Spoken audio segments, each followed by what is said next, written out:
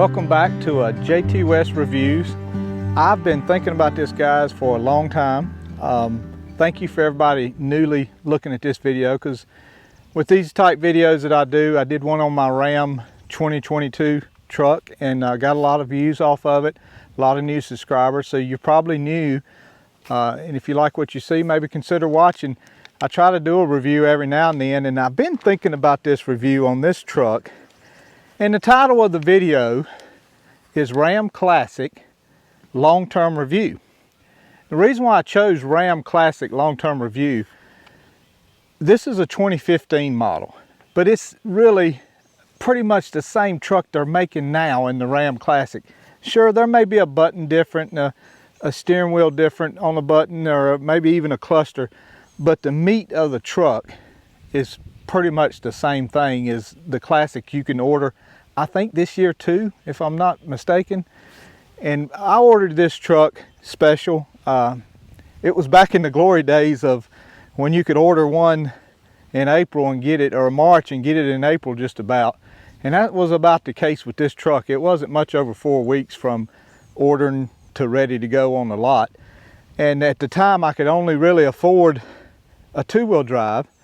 And so I ordered this truck with a few options. It's a base model truck. It was at that, what we'd call a tradesman, with a chrome package, and the tradesman package, which gave it some, power windows, locks, tilt cruise, pretty much just that.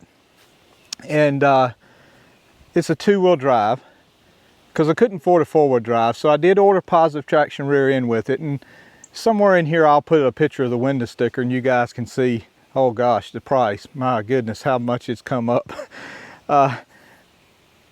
Positive traction rear end, an integrated brake controller, because I had an RV, the 6,000 pound, and I knew I would be pulling it with it. And so that, and I think the running boards, a 32-gallon fuel tank, and that's what we ordered. And we got it in, and it has absolutely been a wonderful truck. It has, right now. Come around here. This is what made me decide to do the video, guys. 200,000 miles tripped over yesterday. So 200,000 miles yesterday, and I said, this truck is a lot of people still getting the Ram Classic.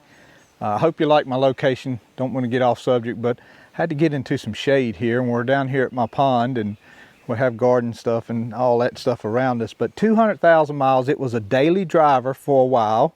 It racked up a lot of miles real quick, and obviously since COVID it has not, because my wife works at home now, and she was the one racking up most of the miles going back and forth to work. And I've done a lot to it as far as service, which brings me to a point of, you hear, gosh, do I get this Ram Classic? Do I get this? I've heard about the lifters and a few other problems. I'm a true believer, and you'll get out, and I'll stick up for all the manufacturers. They build pretty good vehicles. Whether it be because the computers are mostly doing it now, I don't know. But I will say the quality of them is pretty good. And I'm a true believer in taking care of a vehicle, and I think it'll take care of you. And I just want to talk about maybe some of the things I did to this vehicle. And this would be for a person that's maybe looking to buy a Classic new. Like I said, again, it's pretty much the same truck as this truck, outside of a few little things. Or maybe you're looking to buy a used one. My suggestion would be, if you are looking for a used one, try to document the service history as best you can. I know a lot of people don't keep up with it, but I mean, if you dig the best you can on the service history of it. With me, I'm a little different. I have a little spreadsheet that I use, and I don't care if I put a valve stem on it or a valve stem cover. I write it down on the spreadsheet. So I mean, I can tell you everything that's been done to this truck. It is the Hemi, 5.7 liter Hemi. Trailer tow mirrors was something else that I got with this, because I knew I would be pulling an RV with it. And at the time, 6-speed automatic transmission, and of course it has the MDS, the cylinder deactivation, to try to keep the fuel from or try to keep some fuel mileage by cutting some of the cylinders off. I don't have all the fancy 0 to 60 numbers. I don't have any numbers on how quiet the cab is, guys. I just have real life experiences in this truck. I can remember one time with the positive traction rear end, the stability control, the traction control that's built into the computer and stuff, you know, applying brake pressure to wheels that are spinning and what have you. One of my sons had an appendix problem, and we had to take him to the hospital. Of all days, it was a day that was sleeting, and it had, you know, it had a couple of inches of sleet on the road, and this may have helped it a little bit, but she made it. She made it 30 miles to the, you know, town, and then another 30 or 40 miles to another hospital, and then back home the next day after it done sleeted all night. And she made it like a champ up the interstate through the sleet and the snow, and that traction control and that positive traction rear end really kicked in.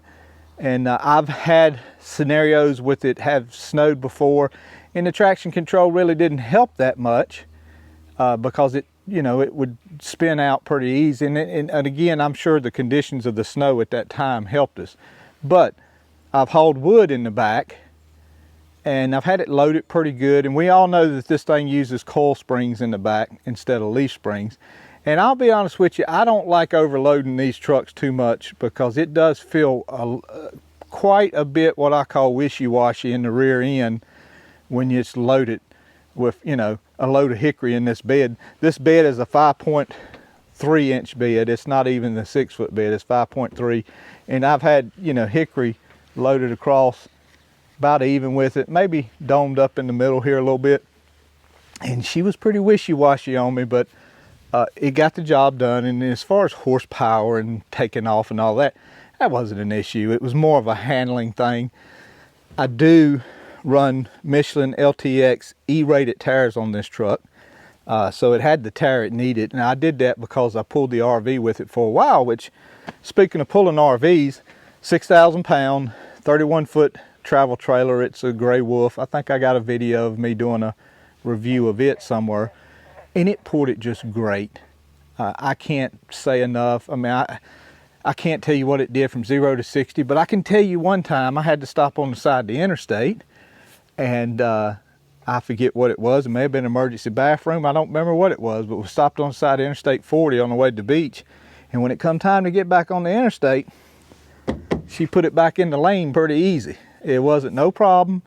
Again, I don't know the exact numbers of it, but she put it on the interstate back up to speed in reasonable, easy enough time not to get run over by the oncoming traffic. So I can tell you it did that. Another real world scenario, I can't tell you the braking distance of what it stopped, but let me tell you what we did one time going down Interstate 40.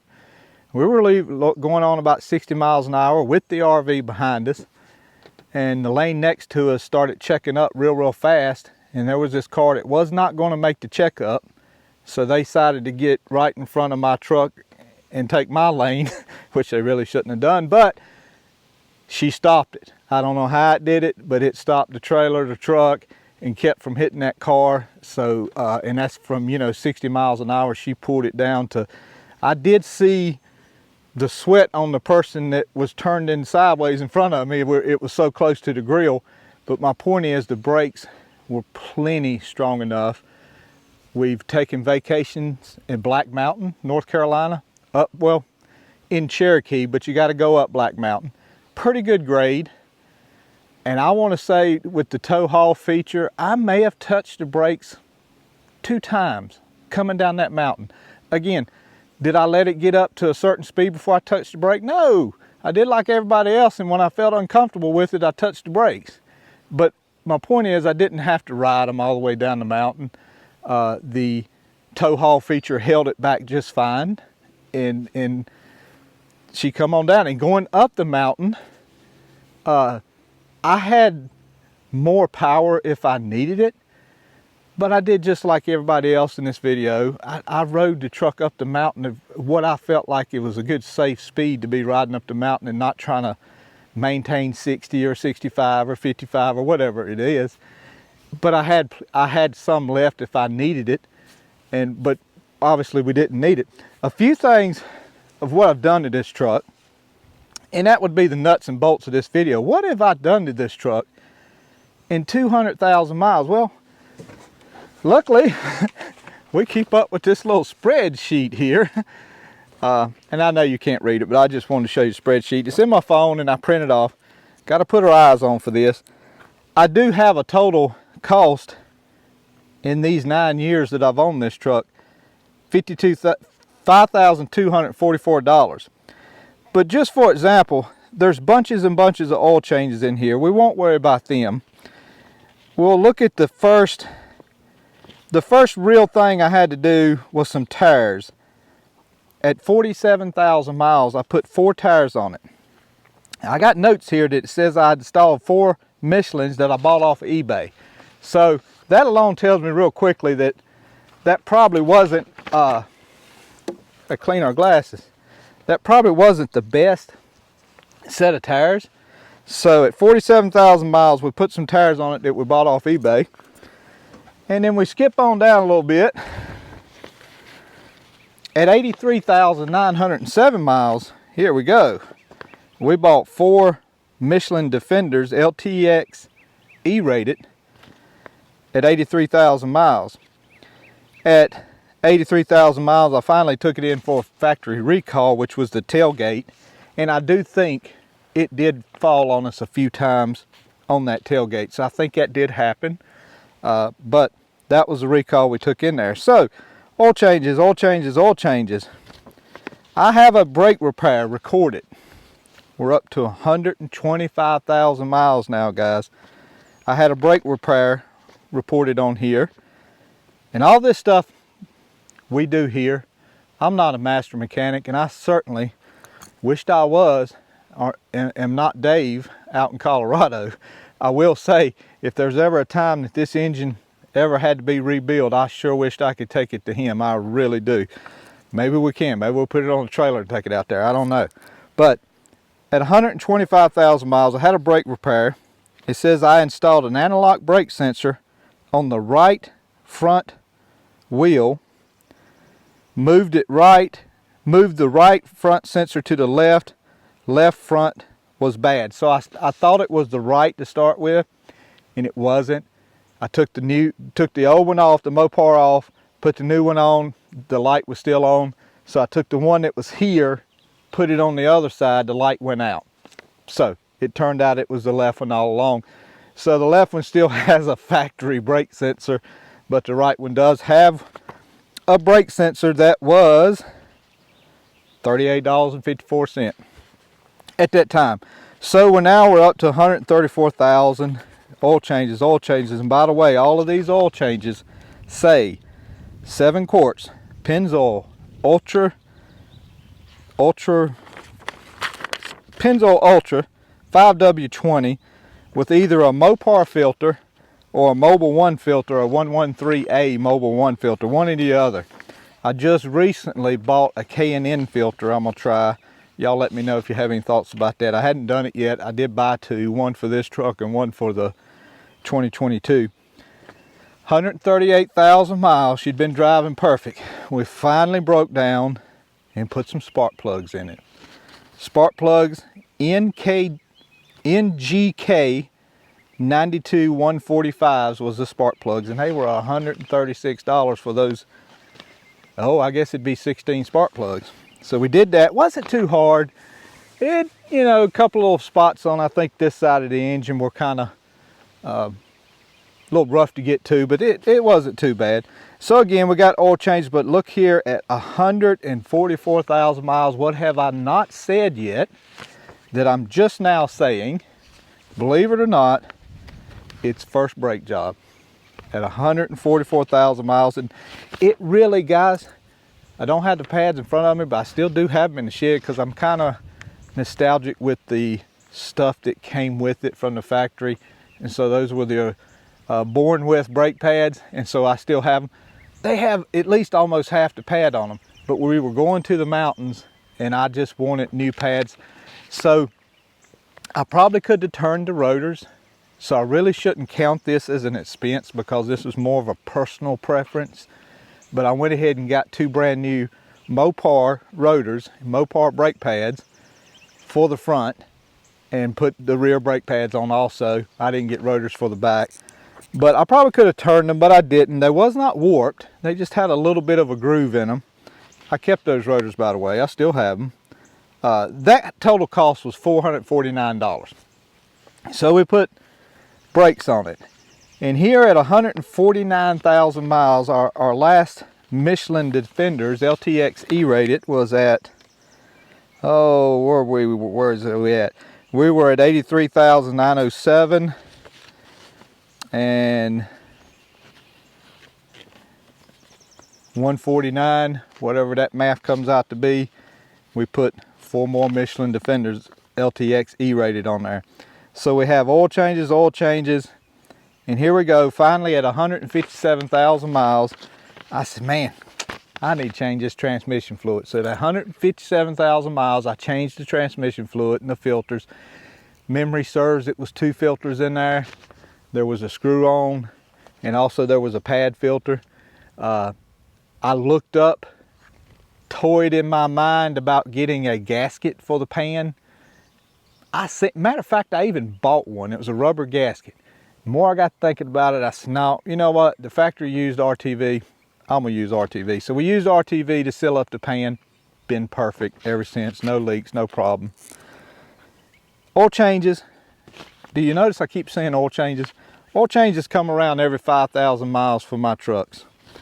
The last big thing we did at 193,733 miles, and it was a booger. It was a booger bear. Exhaust manifolds. Yes, I did suffer from the exhaust manifold warping, which created a tick. I call it the 30-second tick when I cranked the engine up until that heat got into that exhaust manifold and expanded it a little bit and shut off that leak is basically what it was happening there. So I broke down and I said, let's do this. And I did watch a few YouTube videos, and I ordered this special kit that you could put this plate on the side of the head and screw it down, and it piloted up the holes where you could screw those broken bolts. I had 3 broken bolts, 2 which came out perfect, 1 that gave me a fit, and I finally ended up driving it up to a neighbor's house where we could get a hold of a good strong welder that's hooked up to 240 and not a 110 welder, but a hot welder. And we welded a nut about that big around on it, and it backed it on that. And it was only 3/4 of an inch of stud in there, maybe a 1/2 inch of stud, and it just, for whatever reason, man, it would not break loose. But I bought new exhaust manifolds for it. And I got thinking about that deal. For one thing, I didn't like the fact that they were not Mopar. They were Dorman. And I'm not saying Dorman makes anything bad or anything. And I just kept thinking about that deal, and I said, well, you know, these exhaust manifolds have been through several thousand heat cycles, so to speak. Let's true up the original ones, and maybe by them being through heat cycles enough, maybe they'll stay true. And so that's what we did. We took the Dorman back to Vice Grip's favorite garage, which is O'Reilly's. We took them back to O'Reilly's, and they said, okay, well, you know, they give me credit for them. And I took the exhaust manifolds to a machine shop in town, and the guy fixed me right up, and I think it was $125 or something like that. Put those back on with new gaskets, new bolts, some copper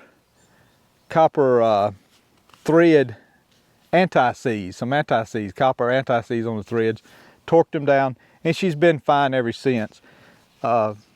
That's what we've done in 200,000 miles. I've always kept the oil changed. I've always tried to keep an eye on everything and the brakes, and need to wash it. You know, I thought about washing this thing up before I showed it to you guys. I said, no, you know, I want to show them this vehicle in the raw, just like we drive it every day. This does fade some after a period of time, so, you know, if you do get this model truck, this will fade right here. The paint has been great I don't wash as near as much as I should.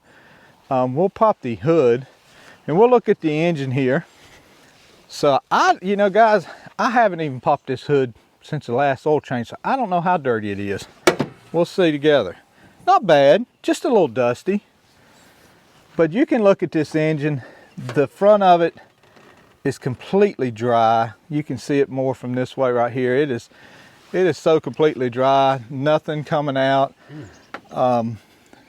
200,000 miles, guys. I cannot say enough for this truck of what it's done. Oh, look, we even have it's not getting drove enough to, we got one of those mud dauber nests. You know what? That's amazing. Man can't even get it that flat. But I had a raccoon one time got up in here, and I'm not going to say whether this raccoon was a pet or not a pet. Let's just say it hung around the house for whatever reason. And I don't know why it hung around the house, but it liked us. Anyway, she thought she needed some stuff to build a nest, and that's what happened here. She took some of my cloth and the battery cover insulation, which this is a new one. This is a Mopar new one. So I did have to buy this, and I seen it on the list, and I didn't know if I was going to read that off or not. But that's what happened. That's a new battery cover, but that's been, gosh, 3-4 years ago. But hope you like this video. Trying to think of anything else that stood out. And again, guys, if you've noticed, I've talked about servicing it and servicing it and servicing it. You know, these oil change intervals, you hear a lot about the lifters in these trucks wearing out the cams. Could it be because of the cylinder deactivation system on it? I think it's called MDS. Could be. I never cut that off on this truck. I ran it normal. You could drive it with it cut off, and it was just a matter of using the automatic plus minus button and putting it in 6th gear and leaving it in 6th gear, and then let the transmission take care of 1st, 2nd, 3rd, all the way up to 6. But it won't cut on the MDS. It won't deactivate any cylinders. They'll stay 8 cylinders all the time. I do that with my Ram truck, the 2022 2500 I have not drove it very little. Sometimes I'll forget to cut it off, but I do cut it off in my big truck, and it's always, I broke it in with 8 cylinders, I drive it with 8 cylinders, I go to the beach with 8 cylinders. I never cut it off, just because I had read a lot about the lifter issues in some of these Hemi engines. And right now I've never, you know, the other day, for the first time, truthfully, I heard a little bit of a tick for about 5 seconds, and it was a lifter. There's a difference between it and the exhaust manifold. It wasn't the exhaust manifold, but it went away real quick. But it had been sitting for a little bit too. We hadn't drove it that much, so maybe that was it. But she's been a wonderful truck, and so if anybody's out there thinking, you know, hey, I need a truck that's not so expensive, because I think the Ram Classics are less expensive than the newer style Rams and some of the other vehicles, and they should be. They've been building it forever now, and all the tooling and research and development on that truck should have been well paid for by now, so it should be a cheaper truck. But it's a wonderful truck. It's a great truck. It's a strong truck, and it'll make you a good truck if you take care of it. I think it'll take care of you. And again, that's pretty much the case with all vehicles. We were talking about oil changes, and I meant to tell you that these oil change intervals from the factory are, to me, they're kind of like the internet promise speeds that you get. You know, when you get internet from different sources, Spectrum, AT&T, whoever's doing internet, you know, I shouldn't say, but you know, you don't ever quite get what you pay for. You pay for that, but you don't actually get that coming down. It's kind of the same thing with these oil changes. That's what they say, but you don't want to drive it. I can't think of a condition that a vehicle meets these 6,000 and 7,000 and 8,000 mile oil changes. I would never do it personally. But you know, it may cost a little bit in the long run, maybe a couple of $100. And I will say, I do all my own oil changes, so and I do all my own work on my vehicles. So I do know that it's harder for folks that have to take it somewhere to get it changed, and it can get quite expensive, and I get that. And so I will just say best you can, change your oil as much as you can, at least maybe every 5,000 miles. But that's our Ram Classic, aka 2015 model, but again, pretty much a classic truck. And I hope y'all enjoyed this video, and I hope I was able to say something that maybe help someone. I don't think I guess I should mention again, and I should have mentioned this just a minute ago, 10 years almost of wear getting in and out of this vehicle, and the seats have held up wonderful. There's no stitching coming loose anywhere. I've always had these Ram mats here, so that carpet is still perfect up underneath that Ram mat, and it's not bad here. It just needs to be vacuumed out. I did buy this off of a little cup holder deal off of somewhere and put in the doors. I actually put it in the doors of my 22 model also, and I failed to mention that I did get a spray-in bed liner as an option too. And again, here we are with the slush mat, and there's the factory mats up under it, and its back seats held up perfect. And I have one issue that I don't want to leave out, and I got to figure it out. It's probably going to be something that I won't be able to fix personally, but we'll have to take it to a glass shop. I think I need to get this glass removed, sealed up, and put back, and I'll tell you why.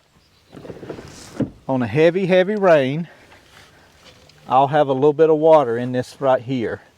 And thank goodness, thank the Lord, this is a rubber backing, so that water is pooled right here like a little swimming pool. So that tells me it's got to be coming somewhere behind this glass somewhere and coming down into there. Now that's, you know, that's a problem. It's probably not even worth mentioning, because that's probably a freak thing. I wouldn't think that would be something where all of these trucks would be affected. I mean, that's really probably not worth mentioning, but I do got to do that. So we'll figure out. The only thing about it though, a lot of times it's hard to get this glass out without breaking it. So we may just have to, maybe a rock will fly up backwards and hit it, and then we can just get it replaced like that. Maybe going down the interstate it goes this way or something, and we'll get it replaced like that. But guys, I hope you enjoyed this. I thank you for hanging around, and to all my subscribers, thank you for watching. And I'm hoping to do it'll be 3 years this coming December on the Ram 2022. Got a few things I could say about it, and with the tires, kind of combined a tire review in with the truck review, because I do have some tires on it that are pretty nice and have really done good. But y'all let us know if you want us to do some more reviews. We thank you. God bless you. God loves you. We'll see you.